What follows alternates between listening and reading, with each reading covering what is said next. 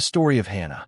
In the hills of Ephraim lived a man named Elkanah, a faithful servant of God. A descendant of Zuph, he was not known for wealth or power, but for his sincere devotion. Year after year, he would travel to the holy city of Shiloh to worship the Lord of hosts. Elkanah had 2 wives, Peninnah and Hannah. Peninnah had children, but Hannah did not. And in that contrast lived the pain of silence, the pain of waiting for something that time seemed to deny. Though loved by Elkanah, Hannah carried a void that no human gesture could fill. Peninnah, for her part, mocked her, provoking her relentlessly. And every year, when the family went up to the temple to worship, Hannah wept and would not eat. Her heart was weary, her soul broken. Elkanah tried to console her with tenderness. Asterisk, Hannah, why are you crying? Why is your heart sad? Am I not better to you than 10 sons? Asterisk. But there are pains that even the purest love cannot heal. Hannah needed something only God could give, a divine answer.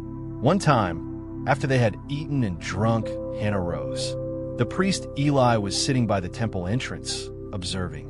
But Hannah could no longer wait in silence. With a heavy heart, she entered the temple and knelt before the Lord. Tears began to fall. Each one was a prayer, a silent cry, a total surrender. And there, in the midst of her pain, she made a vow. Lord of hosts, if you will remember your servant and give me a son, I will dedicate him to you for all the days of his life. Hannah did not speak aloud.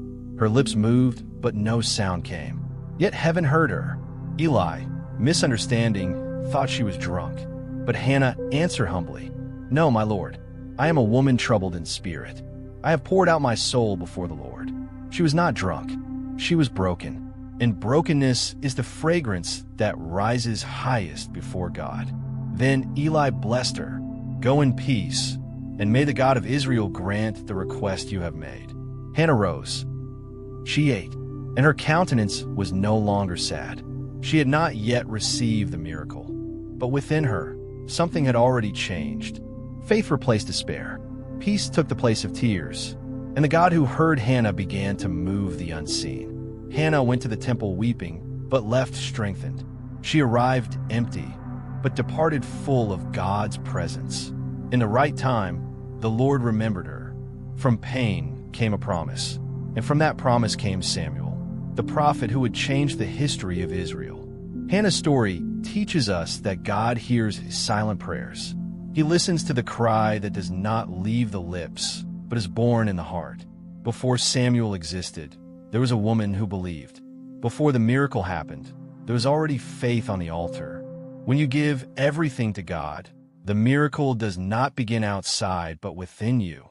And just like Hannah, you too can rise changed, because the prayer that touches heaven is the one that comes from a broken heart. So today, even if tears fall, choose to kneel. Even without understanding, choose to trust. And even before the miracle, choose to rejoice.